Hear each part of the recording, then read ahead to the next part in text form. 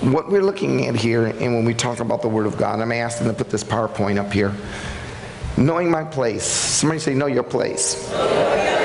Know your place. This is going to be good. I may need you to assist me, Mr. Clicker, up there until my clicker comes. Genesis 48, verses 1 through 22. Today you're going to learn why. Why? Why? Why gang violence? Why teen pregnancy? Why substance abuse? Why the suicide rate has increased? You're going to know why people aren't able to manage their finances. You're going to learn why people are taking 5-hour energy drinks to get going and Ambien to lay down. You're going to learn why the divorce rate is so high, the abortion rate is constant. You're going to learn why the children are sagging with a cigarette hanging out of their lip with a 40-ouncer. You're going to learn why youth are killing youth, gang violence. You're going to learn why the criminal system hasn't been able to change it. The judicial system hasn't been able to change it. You're going to learn why throwing money at the problem hasn't fixed anything. You're going to learn that hiring more teachers will not produce more students. You're going to get answers to this morning. The important thing is you have to know what your place is. What your place is. Would you flip this slide for me, please? And when Joseph saw that his father laid his right hand upon the head of Ephraim, it displeased him. And he held up his father's hand to remove it from Ephraim's head unto Manasseh's head. You get this? You get what's happening here so far? Joseph takes a look, and what Joseph did was, Joseph realized, my daddy's getting ready to die. When my father dies, I want my father to be able to bless my children. So what he does is, Joseph brings to Jacob. Jacob is also called Israel. Let's just call him Israel Jacob, or Jacob Israel, for the sake of clarity. Somebody say Jacob Israel.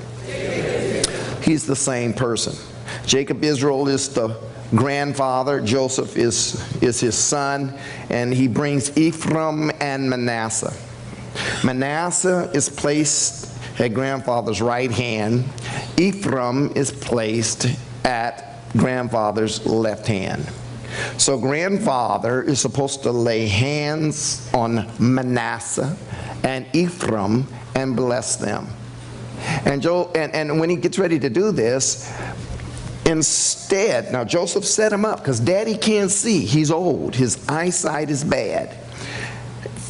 Grandpa gets ready to bless grandchildren, and he does this. Switch. Somebody say switch. It's going to get good here. We're going to come. He switched hands, and Joseph tries to grab his father's hands and put them back. Joseph is trying to orchestrate and arrange the blessing. Oh, I could preach that all by itself. There's a whole lot of us in here that people want to do assessments, and they want to be able to tell God who should or should not be blessed. There's some people that you actually know that know you, that really don't want to see you blessed. That they've got reasons, they got a laundry list why you should not be the one. And some of it might even be true. But because God is who He is, He doesn't ask for people's permission when He gets ready to lay His hand on you. Oh, I could preach that right there. Oh, that's the reason why some people have gone through what you went through. God didn't prevent you from going through it. He just proved His hand was on you when you went through it. That's why you came through and they did not. Oh, can I preach that one right there? Somebody wants to say, Lord, why are you letting them pass? You didn't let me pass. Why you let them get away with it? You didn't let me get away with it. God said, because I know the heart of them who are in front of me. I know what I have intended for them, and if God be for you, he's more than the whole world against you. Touch your neighbor and tell him, if he blesses me, he don't need you. Oh, God. Yeah. You can sit by me, but if he have to pass by you to bless me, he will do that. You sit there, don't feel nothing, you be frozen, chosen, but when he gets ready to bless, he may skip over 1, 2, 3, 4, and all of a sudden hit number 5. Bam! That's why everybody can't get happy in the house, because everybody can't feel it. Oh, I feel Holy Ghost in here. I'm trying to contain myself. But Joseph said to his daddy, not so, Father. You're supposed to bless the firstborn. Put your right hand on his head. And his father refused. And his daddy said, son, I know it. I know it. The younger one also shall become a people, and he also shall be great. But truly his younger brother shall be, the older brother shall become a people, and he also shall be great. But truly this younger brother shall be great. Tell your neighbor, you don't have to be first in line. Oh, God. I felt that already. He says the younger is going to be even greater than he, and his seed shall become a multitude of nations. And Jacob Israel blessed them that day, saying, in these shall Israel bless, saying, God make thee as Ephraim and as Manasseh. And he set Ephraim before Manasseh.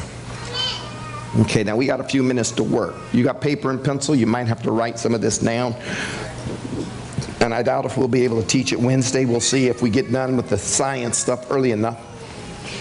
Watch what happens.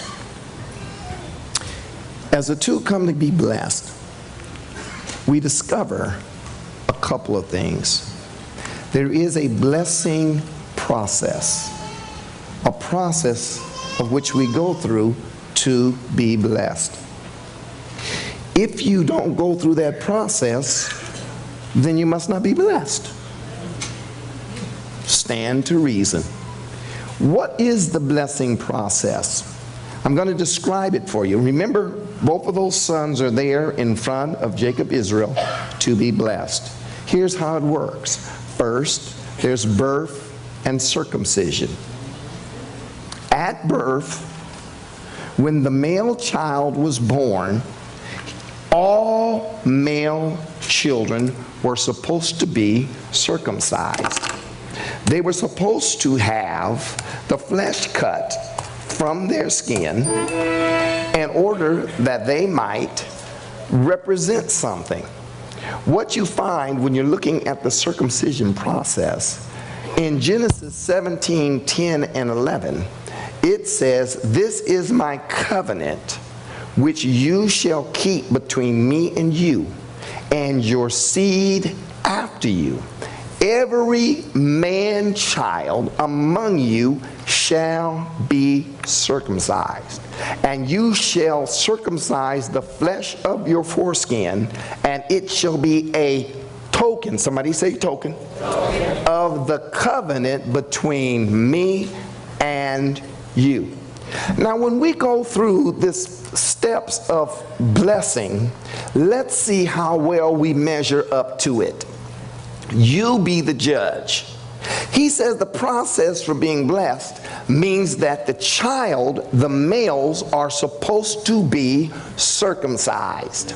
That meant that as they are circumcised, the person to have circumcised them was supposed to be the father.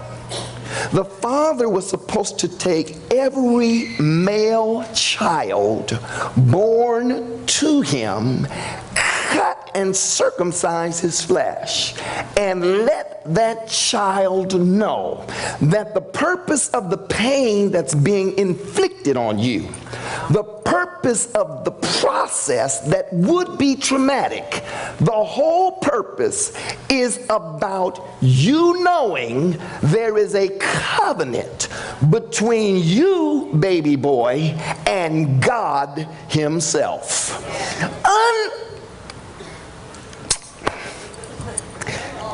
It wasn't Kaiser that came up with the idea of circumcision. It was not Providence or Emmanuel Hospital. But the circumcision, not even dealing with sanitary reasons, had to deal with a covenant between the boy and God. It was a father saying, son, when you reach the age of promiscuity, when you stop thinking with this head, you can't go out and just be with anybody. You can't just lay down and be making babies that you're not going to take care of, because every time you deal with that thing, you're supposed to realize this is a covenant between you and God. That was a double entendre. Watch this. How well are we doing in the world? How many fathers are taking their sons, even if they go to the doctor to do the circumcision, and allowing that baby to grow up to the level of understanding? And when that child, and you teaching that child how to urinate standing up, you let him know that's about a covenant relationship between you and God. You're telling them this when they believe Superman can really fly. You're telling them this when they believe, like on cartoons, you can jump off an 8-story building and still live. You're telling them this when they run and they think, I'm running faster than a car. You tell them that covenant relationship is between you and God, and it gets planted in that young man's spirit, so when he matures, he realizes you can't just make babies, you have to stick around to be a father. Wow. Wow. Our young men don't know this, and God forbid a whole lot of adult men don't know it either. That next one, I could have dealt with that a little bit longer. The circumcision lasted when they were 8 days. They had to be 8 days old before they could be circumcised. The reason they were 8 days is because the blood does not develop the abilities to coagulate, to clot, until after the baby is 8 days old. After 8 days, the father would come circumcise the child. Watch this. But who's going to hold that child down while he's being circumcised? It wasn't mama. It was grandpa. Grandpa came and held little Joe while Papa circumcised. In other words, grandfather, along with daddy, is pouring into baby to let baby know, I did it as a grandfather. I held my bargain and covenant relationship with God, passed it on to my son, and he's passing it on to you. There is a legacy here, which means more than just passing you a house and keys to a car. This next thing that happened is a blessing. Y'all got that so far? Yeah. What's called the naming. Somebody say naming. Naming. The naming process. They call that naming process. There were 3 things in the name. You have a first name, middle name, and last. The first name might be the name of a deceased parent, grandparent, or parent, or it could be the name of a living grandparent, uncle, or parent. The first name. This is according to Hebrew tradition. That meant if grandpa was dead and his name was Solomon, that meant we name you Solomon, and we'll just give you the name Joseph. But the last name was son of. which meant Ben or Bar. What do you mean?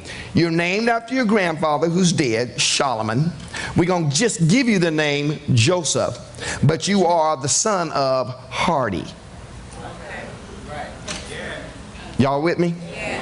So when I look at the son and he comes to understand his concept of who he is, he says, who are you? What's your name? My name is Solomon Joseph, son of Hardy. What do you mean? That means I'm named after my grandfather, which means I have a connection to my past. My name is Joseph, which means I have to prove who I am. But I am the son of Hardy. So I cannot disgrace the Hardy name. I can't just do anything the rest of the boys can do, because anywhere I go, they're going to say, who did it? They're going to say it was the son of Hardy. So I have to be careful how I act in the public, because I can't just tell the police officer, you don't know who I am, because somebody's going to say, that's Hardy's son. Oh, this is going to get good in a minute. It was a two-edged sword. It also meant if you are named Solomon Joseph, son of Hardy, it meant that Daddy Hardy needed to act right too.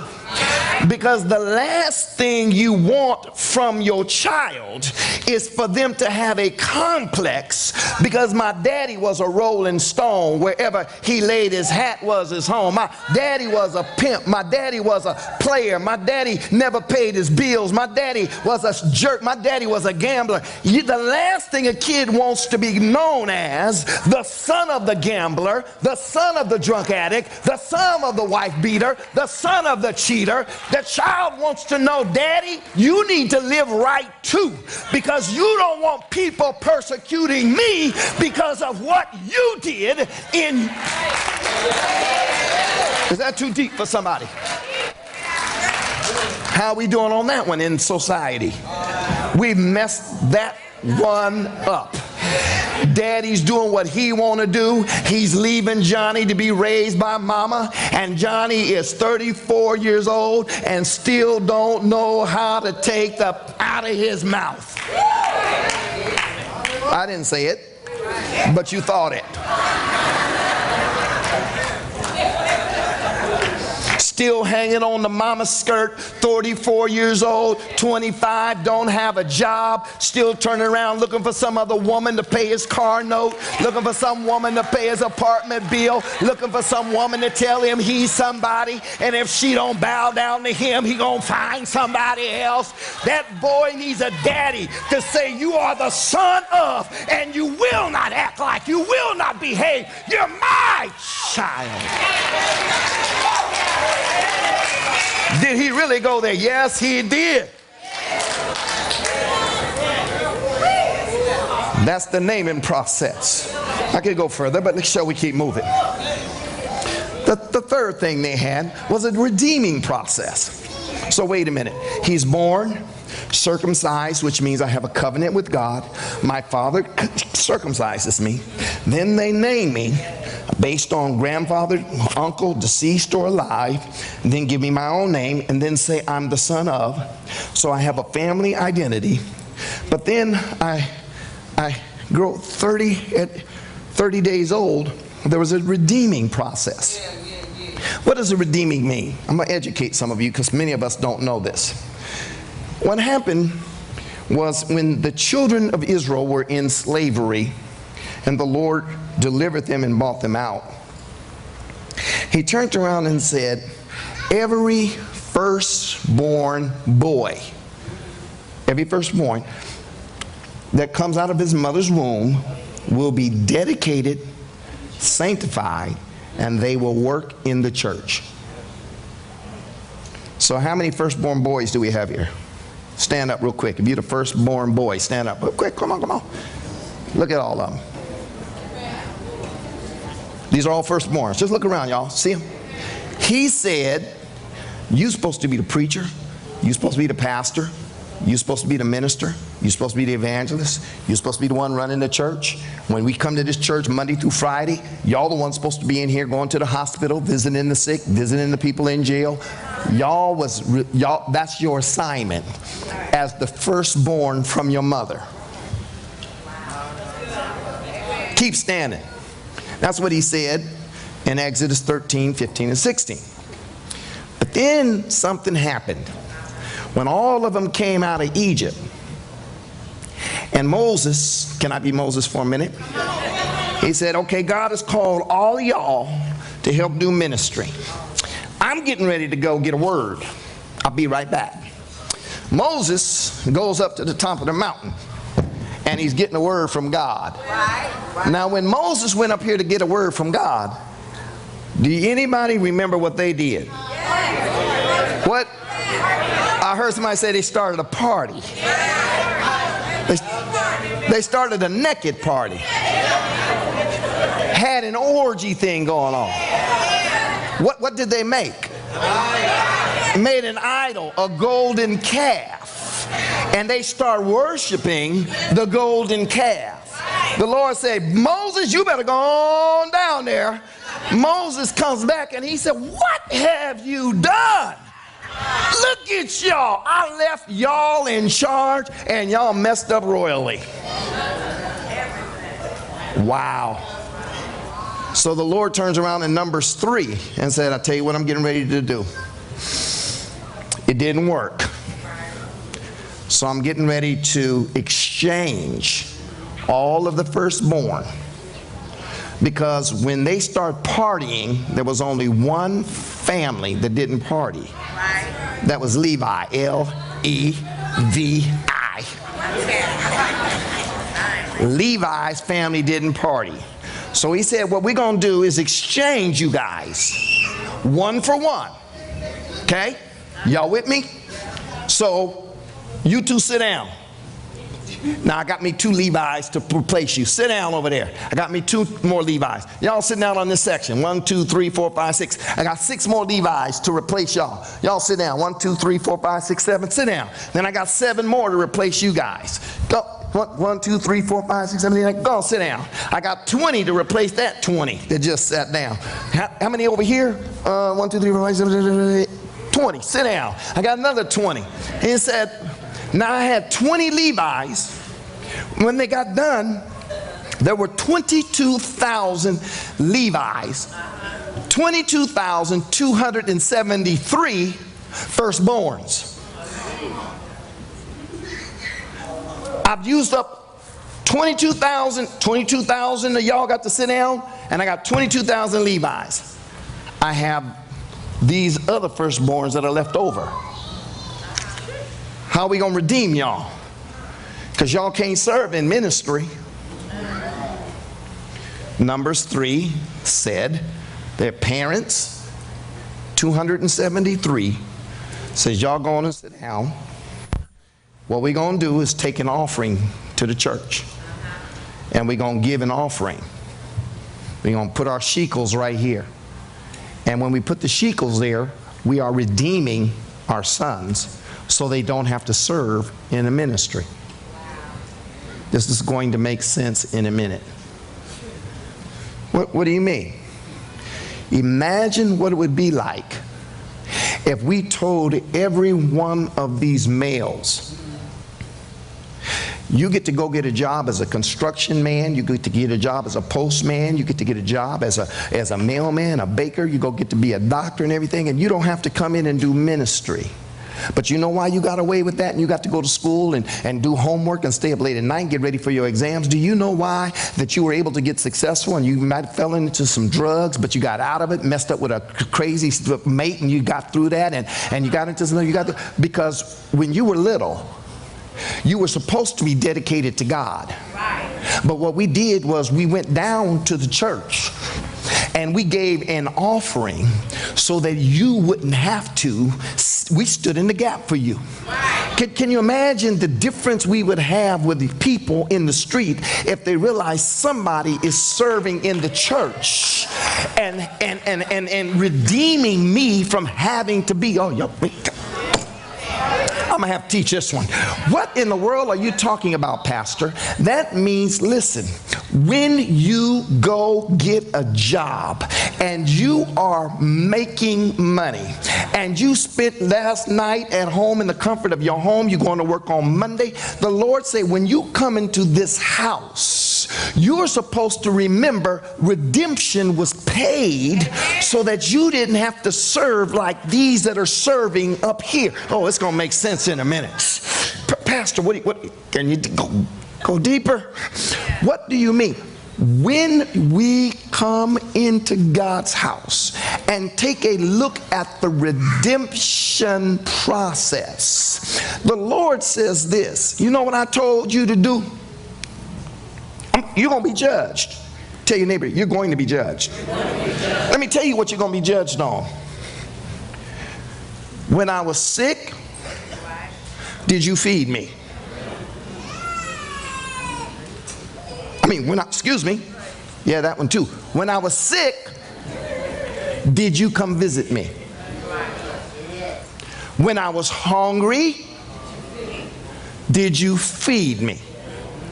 When I was in jail, did you come visit me?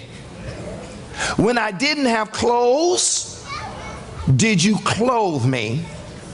And when I didn't have a place to stay, did you give me a room to stay in? Tell your neighbor, you're going to be judged on that.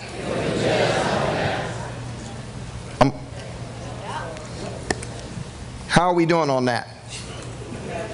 How are we doing on that? How many people this week went to jail to see somebody that wasn't related to you? Stand up. 1, 2, 3, 4, 5. Keep 6, 7. Wasn't related. That means all the rest of y'all would be judged. Be seated. This week, you probably drove by somebody who didn't have a house. How many of you opened up your door, gave them a place to stay this week? Stand up. 1, 2, 3, 4, 5, 6, 7. Wait a minute. Y'all clapping. You the one being judged down. You clapping like you gonna get their reward. If anything, you should have been saying, oh Lord. But I want you to watch how the devil keeps standing. You clapping because somebody else is doing it for you. But you're the one who's going to be judged. And the Lord's going to tell you, you didn't do it. You trying to hang on the coattail of somebody else. Going to church, I'm like, amen, amen. So how are we getting judged? You may be seated. Now I can go down the list of clothes. I can go down the list of hospital. I can go down the list, and I can almost tell you, if you had to be judged on how you did personally, most of us in here would be failing. But how do you redeem yourself?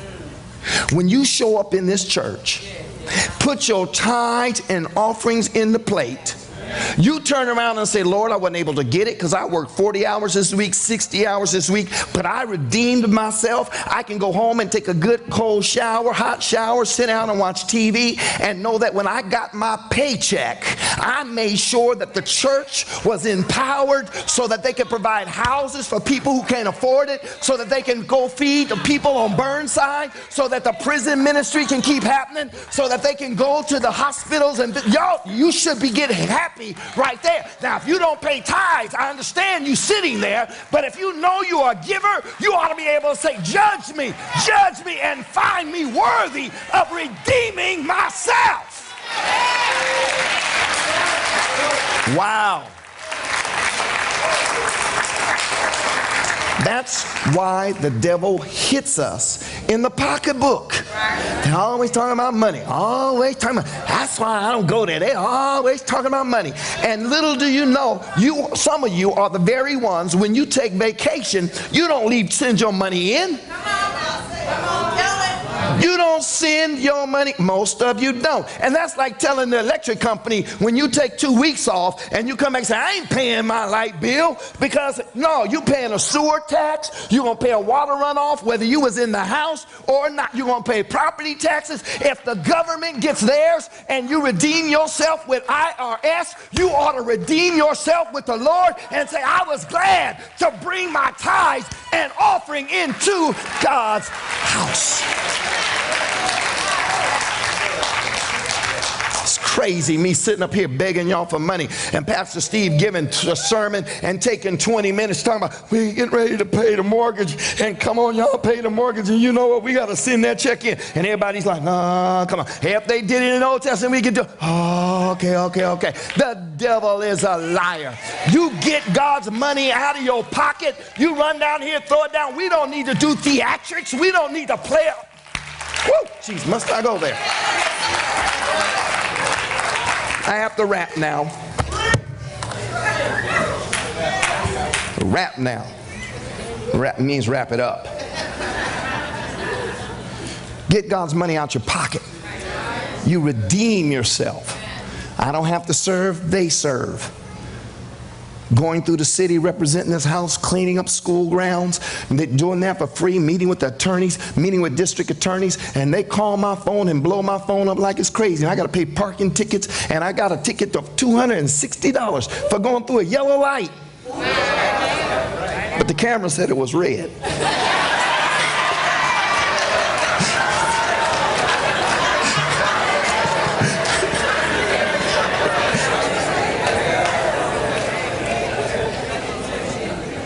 We got to stop playing gimmicks. Lord gonna bless you if you give. He gonna bless you if you give. Giving is a blessing. Giving. I have to keep moving. 3, 1, 2, 3. He said redeeming. So he redeemed every child. So the 273 didn't have to serve. They bought an offering to say we redeem ourselves. Then after that they did a commissioning. At the age, boys at the age of 13 and 1 day. Girls at the age of 12 and 1 day. That's because girls mature faster than boys. Sorry. So boys at 13 and 1 day, girls at 12 and 1 day. Boys have a bar mitzvah, girls have a bat mitzvah. That's when they come and they say, right now that you're this age, you receive all of the privileges and responsibilities that go along with the commandments. When they would have this commissioning, a kid at 13 and a girl at 12, the boy at 13, girl at 12, they're getting ready to launch into this crazy time in their life where they think they know what they're doing. Most of us have been there. A wire comes loose. We think we know what we know how to do. We know how to look in our parents' eyes and lie like we're telling the truth. He said at that age you had a bar mitzvah, bat mitzvah, where you bring them forth and all of the family, grandfather, father, mother, sister, brother, uncle, cousins, everybody shows up to be able to say, now that you have reached the age of accountability, you get to call the shots in your life. We're proud of you because up till now you have had a circumcision, you're covenanted with God, you've been named generationally, you have been redeemed, and last but not least, we're commissioning you to launch into your life. And as you launch into your life, I want you to remember how many of your family are standing behind you, rooting for your success. These are the things that have killed our society. We are 13 and 12, and now is just maybe a single mom trying to figure out how can she make reservations at Bullwinkle's. It's reduced down to, I got them a cell phone for their 13th birthday. I got them a Game Boy for their 13th. And the devil sits back and laughs and says that's the last thing the kid needs when they're about to transition into them teens. They need a family to get behind them and say, never forget, you have a legacy to uphold. You have a family name to represent, and you cannot go out and we not expect success.